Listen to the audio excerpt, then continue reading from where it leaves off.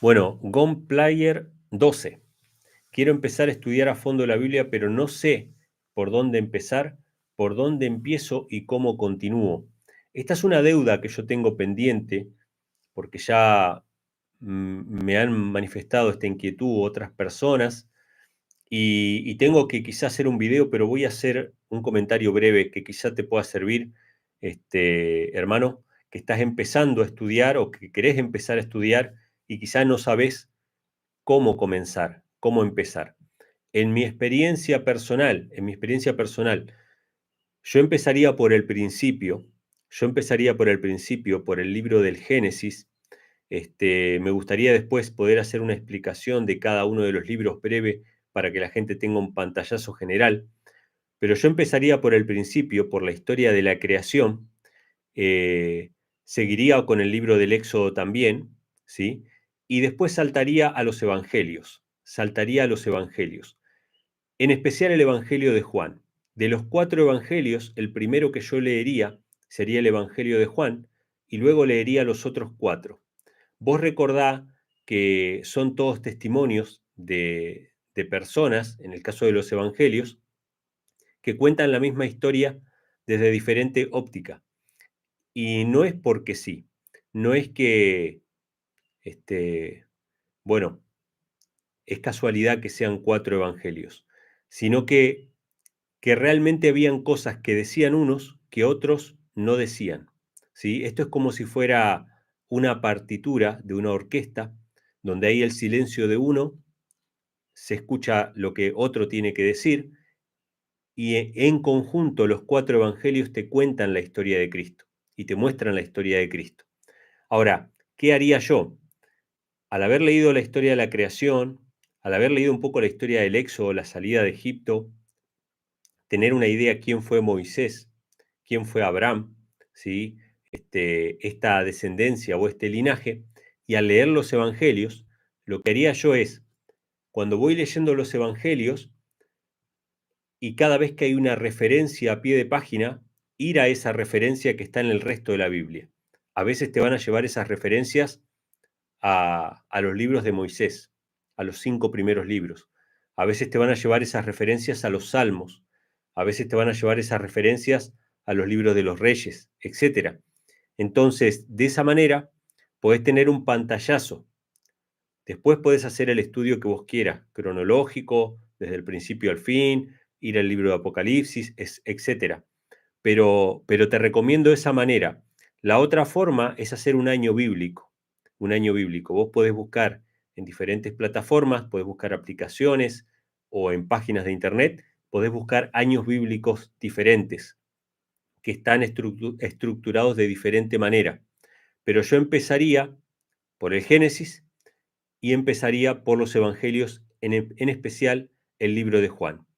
Cuando empieces a estudiar y empieces a ver las referencias al pie de página, cada referencia te va a ir llevando solo a diferentes partes de la Biblia. Cuando compres una Biblia, si podés comprar o si tenés una Biblia y si no tenés internet, que lo podés hacer también y buscarlo en internet, siempre al principio de cada libro de la Biblia hay un pequeño comentario de qué se trata el libro, quién escribió, en qué época, en qué contexto histórico. Eso también es importante y te va a ayudar a comprender un poco más la historia bíblica, ¿sí? Evidentemente, nunca vamos a saber todo desde el principio, tenemos que empezar. A veces puede parecer que no es fácil, tenemos que orar, y cada vez que encuentres algo en la Biblia que no se comprende del todo, para eso se usa la concordancia. Una concordancia es como una especie de diccionario que tiene todas las palabras bíblicas. Algunas Biblias ya lo traen en la parte de atrás, si no lo podés comprar en un libro aparte o en el mismo teléfono podés buscar las palabras si tenés una Biblia electrónica. Con la concordancia lo que podés hacer es que cada vez que te encontrás con una parte que no comprendés del todo, buscás esa misma palabra o ese mismo concepto en otras partes y esas otras partes te van a aclarar el sentido correcto de las escrituras, porque la Biblia se explica a sí misma. Un texto explica otro texto, ¿sí? Y de esa manera no hay posibilidad de que te equivoques al interpretar un pasaje de la Biblia.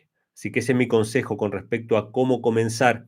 Obviamente tenemos que pedir oración cada vez que nosotros vamos a abrir la Biblia, oramos, le pedimos a Dios que nos guíe y abrimos nuestro corazón, ¿sí? Para recibir la palabra del Señor. La actitud con la que vamos a las Escrituras no tiene que ser como la de alguien que sabe y quiere interpretar, sino como un hijo que quiere recibir de parte de su Padre Celestial. ¿Sí? Esa es la actitud que tenemos que tener al estudiar las Escrituras. ¿Cómo reconocer los dones que tenemos de parte de Dios? Creo que no es tanto que nosotros lo reconocemos, sino que los que nos rodean, los que están alrededor nuestro, se dan cuenta y nos lo dicen, nos lo dicen. Yo la verdad es que tuve muchos intentos de hacer muchas cosas estando en la iglesia. Cuando empecé en la iglesia, en un momento dije, bueno, voy a cantar, voy a dedicarme a la música, voy a hacer esto, me gustaría dibujar, o sea, yo tenía muchas ideas en mi mente de cosas que podía hacer para el Señor. Pero en un momento que me tocó predicar, tuve varias experiencias, no voy a contarlas aquí, pero en una de esas experiencias, que yo estaba súper nervioso y me tocaba predicar, vino una hermana y me dijo, me gusta escucharte cómo hablas. Yo lo guardé en mi corazón, lo dejé ahí, pero no es que yo tenía el deseo de predicar, no es que yo tenía la intención de ser un predicador. Quizás yo quería hacer algunas otras cuestiones más artísticas, o tenía inclinaciones más artísticas, más que de oratoria, ¿sí? Pero fue pasando el tiempo y me fui dando cuenta de que la manera en que Dios me utilizaba era hablando, aunque yo tuviera otras inclinaciones o tuviera otros deseos. Me fui dando cuenta de que la gente entendía, y no es que fue de un día para otro. Al principio la gente me decía, hablas muy rápido, no entiendo tal cosa, pero cuando yo fui viendo que la gente entendía y comprendía mejor ciertos conceptos que por ahí no se explicaban del todo bien en la iglesia, me fui dando cuenta de que el don que Dios me había dado era el de enseñar la palabra, era el de predicar, no necesariamente predicar el sábado a la mañana, pero sí de enseñar, de explicar la Biblia. Y cuando vienen las redes sociales, obviamente yo puedo confirmar que ese es el don que Dios quería que yo desarrollara, a pesar de que yo tenía otras inclinaciones u otros planes por ahí. Entonces, yo creo que Dios te va a mostrar por medio de las personas cuáles son los dones que te fueron dados. Es decir, van a venir personas y te van a decir, yo nunca, en mi caso fue así, yo nunca entendía esto, hoy lo entendí. Me gusta escucharte porque haces sencillo estas cuestiones que a veces son difíciles de entender. O me gusta cómo presentás la palabra porque la gente, bueno, en ese caso fue así conmigo. Y yo puedo agradecerle al Señor y decir, bueno, evidentemente yo sé para qué estoy y sé para qué no estoy. Yo toco la guitarra, me gusta tocar el sábado en la iglesia, pero yo no tengo el don de la música. Hay hermanos que tienen el don de la música, que tienen el don de tocar los corazones por medio de la música. Yo no. Obviamente eso no quita de que yo no toque la guitarra porque me gusta tocar los sábados en la iglesia, pero no haría un especial, no haría un especial yo para alabar a Dios, porque no es mi don. Mi don es hablar la palabra.